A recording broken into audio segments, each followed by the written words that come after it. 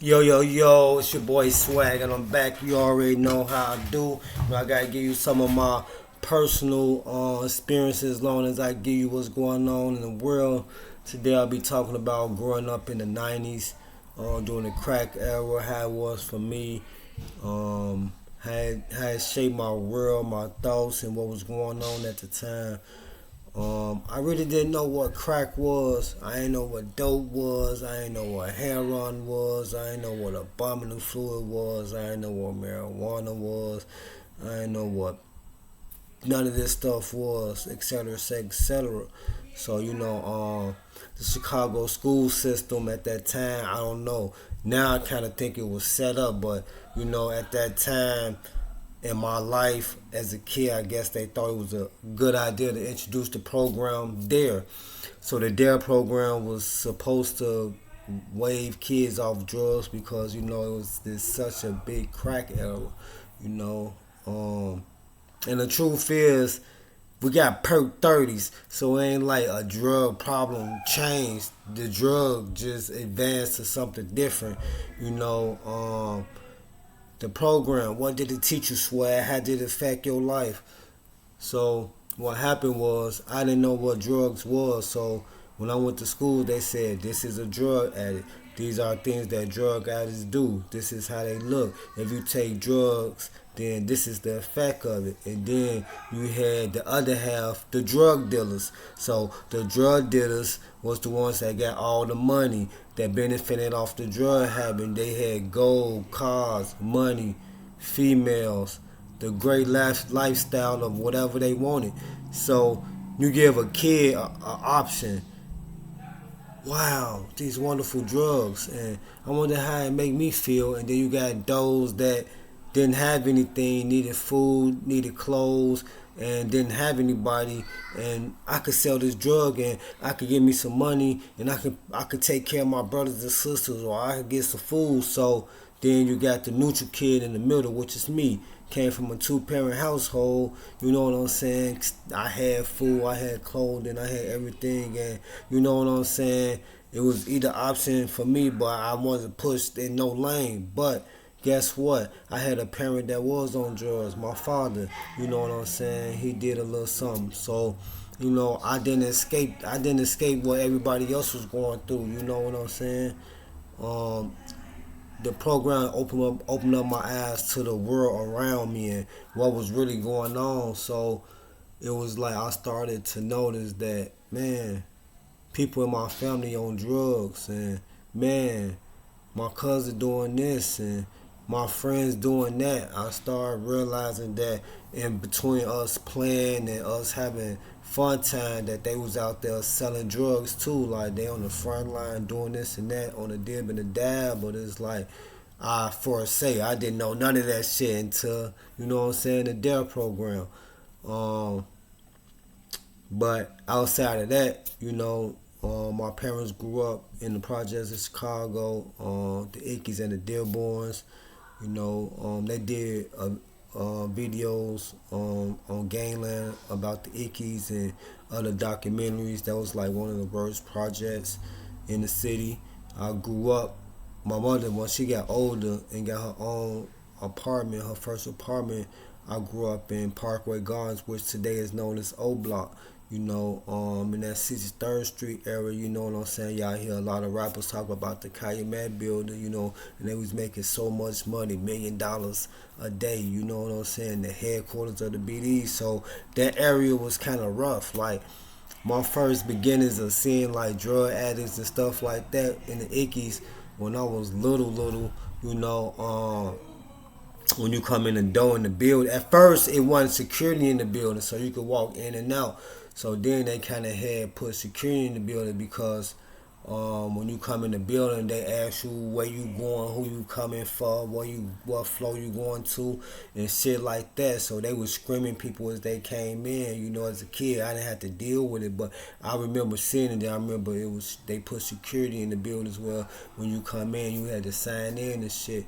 And back in those times, I remember playing in the Icky's hallways and shit. They used to put the kids all in the hallway, and then they all go in the one apartment and get high, and all the kids would be playing in the hallway and shit. You know, you'll see the drug dealers come in, come out, rotate, do what they do. Um, for me, once I learned like what drugs was, I started paying attention. Then that's how now I can explain what I was saying. At first, it was just like, oh, I'm going I'm going outside, and oh, nothing's happening. But all that changed quick. I think they started teaching us about the DEF program in like third grade. So you was probably about like 9, 10 at that age. So at that age, you begin to see everything. Then as I go back, so the projects is kind of different from like how the blocks was. So in the projects, like I was saying, like you go to this one apartment in the building. So it's like it's inside the building, but like by me going to 63rd, you know what I'm saying? They probably was selling drugs in Parkway in the buildings, but as I remember, they was always in the front gates. And how they talk about the gates. But at that time in the back in the days in the 90's, everybody wasn't in the playgrounds. They was on the front gates, and then when you walk past the gates, they'll say you drugs through the gates or you come in. But everybody played the front. You know what I'm saying? So anybody that walked past the projects, everybody was on the front. I guess it was way worse then. Like now, people play the inside. But anyway, what was I going? I always lose my train of thoughts when I get to telling examples. But anyway, so so on 63rd and King Drive, and like Front Street, as y'all know today, like 60th and Indiana, which they was really on. They was on Indiana too. But I remember on Wabash, this one particular time, they had gave out some samples. So I was with my auntie and my cousin, and they was church going. You know what I'm saying? They was really like kind of like shielding themselves from the world and what was going on. So they had dropped me off in the area to meet my daddy. Thinking back, you know what I'm saying? Like meet my daddy right here in this specific spot. So we pull up, we getting dropped off. So but I really think he was going to the liquor store. But anyway, it was a line from like, alright, so in the city, like 59th and 60th is like a block. Then the cars go between the blocks. So, like at the beginning of 60th, all the way to 61st and Wabash, it was a line of nothing but hypes, drug addicts, whatever you want to call them. It was a long ass line. So, we getting out the car. So my auntie like, what's going on? All these people out here for? And then my daddy was like, oh, they just line up. They finna get some drugs. Woo woo.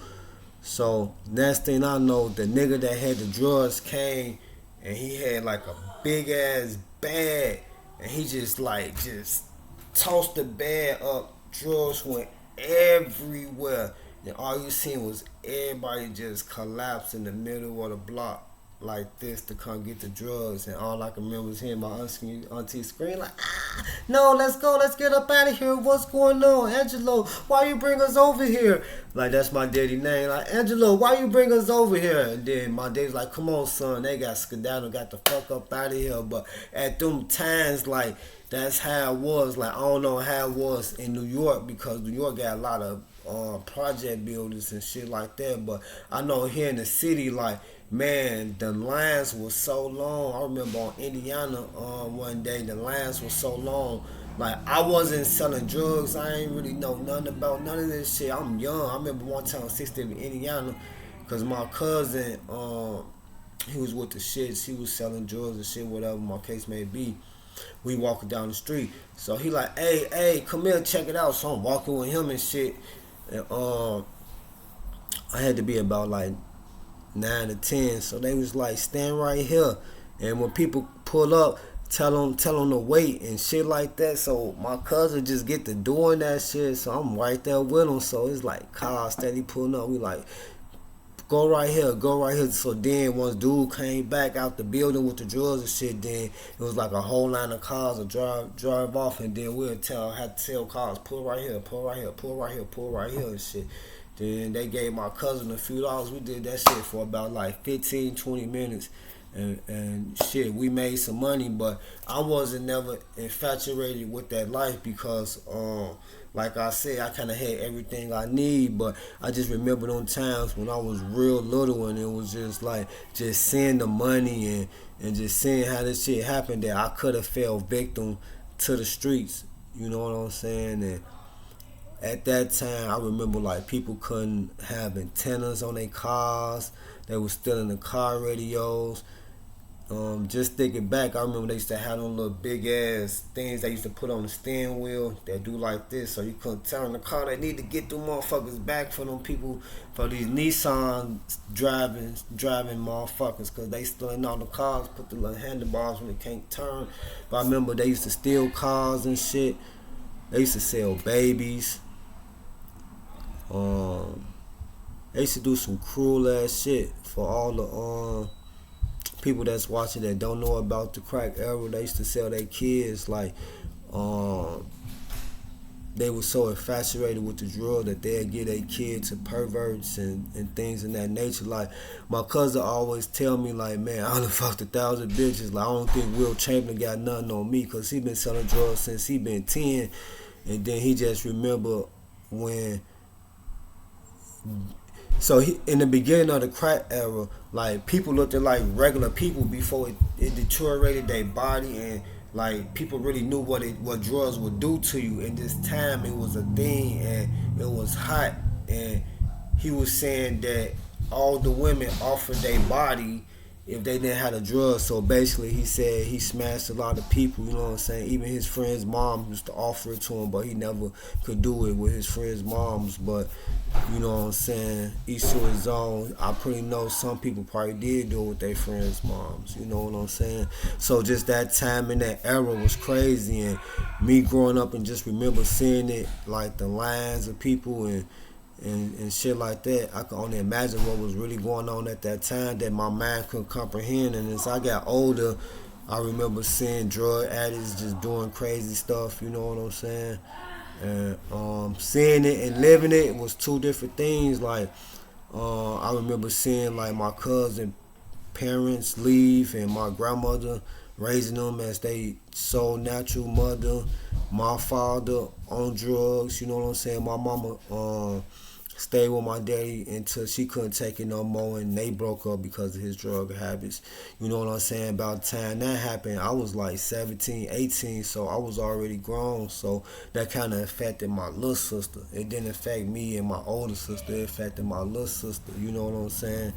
And I remember one time my mother always been honest with me. Around the time I got like 14, when I was going to high school, you know what I'm saying? She told me like she tried drugs before, you know. She said she tried crack one time, but the thing be, as kids, I already knew that. I already heard and foreseen what was kind of going on, but her saying that just confirmed what I always thought. You know what I'm saying? As kids, we not stupid. We know and we see. You know, but she said that she tried it one time and she didn't like it. Thank God for that. There's no telling what I might be. You know what I'm saying? My mama helped push me and guided me to not be like everybody else too. You know what I'm saying? She wasn't just on drugs and let me fend for myself. Like she was really in my life. So that played a big part in like where I'm at today. You know, a lot of people, parents, fell victim to drugs. You know what I'm saying? Like I said, just finding out about drugs, like open your mind to shit. Then, you know, I started to realize like some of my friends were selling my daddy drugs. You know, I actually kind of seen and witnessed that shit. Like I remember my daddy walking down the street like, wait right here, son. Then he'll dip and go over there. And then it's like I see him talk to my friend like, oh yeah, I just seen your friend. He said what's up and hi. We just keep walking and keep going. You know what I'm saying? Which is crazy because this same particular person that I'm talking about came to my house when I was a teenager. You know, and same thing. He was selling drugs to my daddy. You know, what can I say? What can I do about it? But it's just like, you know, friends were selling they friends' parents drugs, you know. we cool. I ain't got no grudge against him, you know what I'm saying? But that's just the reality of like life in the 90s, you know what I'm saying? Um I can't really go into I say I can't go into details to other situations, but I can talk about people in my family. So man, my uncle, right? My uncle, he was on drugs. So as I was growing up, I remember him. Man, you talking about Will Champion numbers with my cousin? This nigga used to get a check, and he used to spend his whole check on it. So he was balling every month.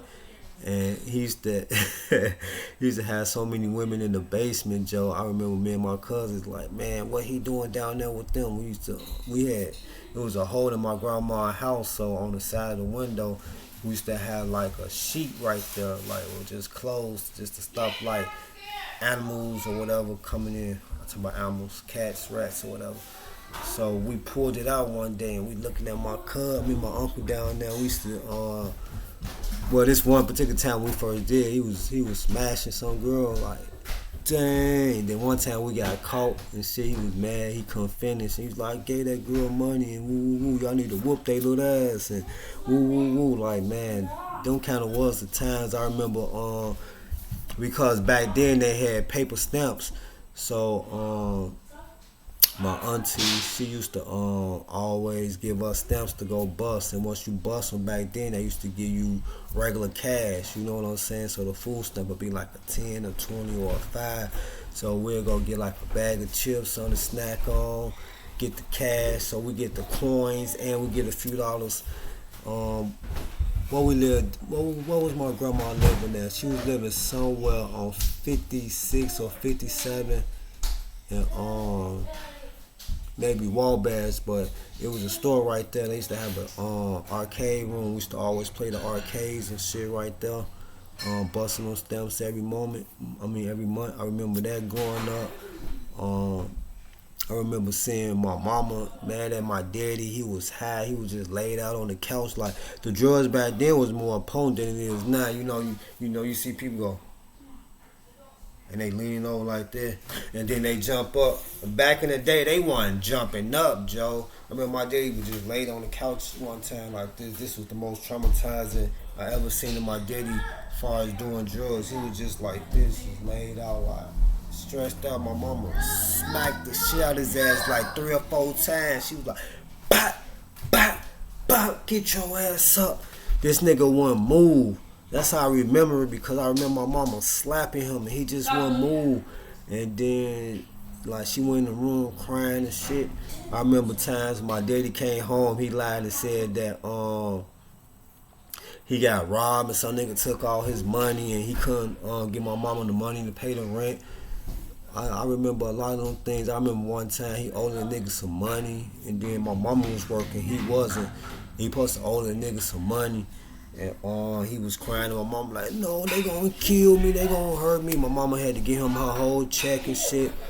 I don't even know if it was true or not, you know what I'm saying? But like I remember a lot of times like things weren't good because of the drugs in my household. So I'm not gonna act like shit wasn't going on in my household either. You know what I'm saying? Like, it was a lot of shit going on, but just the times of like how each time, like, it was a remembrance of me. I remember the first time my auntie took all us outside, and it happened to me, and she was just showing off like, oh yeah, this my nephew, this Angelo's son, and everybody like, oh, that's Angelo's son, he's so handsome, you know what I'm saying? And they give me $1, you know what I'm saying? Or she like, oh, this my daughter, they be like, oh yeah, ooh, ooh. Then I'd be like, get the kids something, you know, they passing out dollars, and she'll take the dollars for herself and send us back home, and you know what I'm saying, just the times of like, just like things like that, you know what I'm saying, like, and my experience in my life and just people in my family, like, we never went through the times where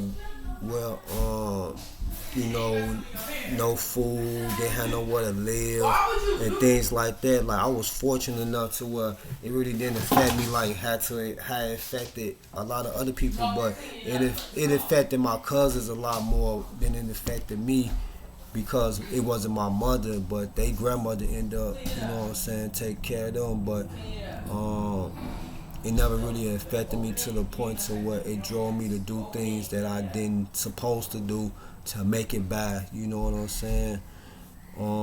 It affect everybody in different ways. Like alcoholism. Like my grandfather was an alcoholic. Like he used to buy like a pint and he'll just drink that shit straight up, and he'll get so drunk to where he couldn't walk. And he did that shit like it was normal and just be passed out. I mean, one time he did that shit to me. We was stuck outside the building and couldn't get in. My grandma came home from work at like 5, 6 o'clock, and we was parties out there for like 3 hours, and it was just like I was just sitting on the porch running around and shit. He crawled himself in the corner so people couldn't see him. Like, you know what I'm saying? We all went through some. Well, not we all. Everybody goes through trauma things or things they can't explain till they get older. And it's like if you see it, you should do better. So I don't understand all these kids doing the perk 30s and stuff, and they get hooked. Like they been saying the same thing in pills is the same thing that's in dope, the formula. So it's like, why do that shit? You know what I'm saying? That's why when they pop pills and shit, they be sleeping, waking up at 9 on and off, because it's the same thing as the dope. You know what I'm saying? Now they got the fentanyl, but I heard it was something worse than fentanyl. It started with a B. I heard somebody talk about it recently, but they was saying it was worse than fentanyl. You know what I'm saying? And a lot of more people died in the 90's off drugs than people dying now. So, you know what I'm saying? It all makes sense. But, you know what I'm saying? It's your boy Swag. Just my experience of growing up in the 90's, in the crack era, how I found out about it. And, just times where things stood out to me. I really didn't write nothing down to be like, this happened, oh yeah, and just try to remember everything. But I remember South Central, you know what I'm saying? That movie stood out to me because I remember when dude did the drugs in front of I forgot his name. He told him to do it, then he became a drug addict. You know what I'm saying? Just movies like that. You know what I'm saying? They came out in the 90's. You know what I'm saying? They told the reality of what was really going on. Like that was pretty crazy. I ain't gonna lie, it was pretty crazy. You know. I don't know, man. It's your boy Swag. I'm about to check out, and I'm out.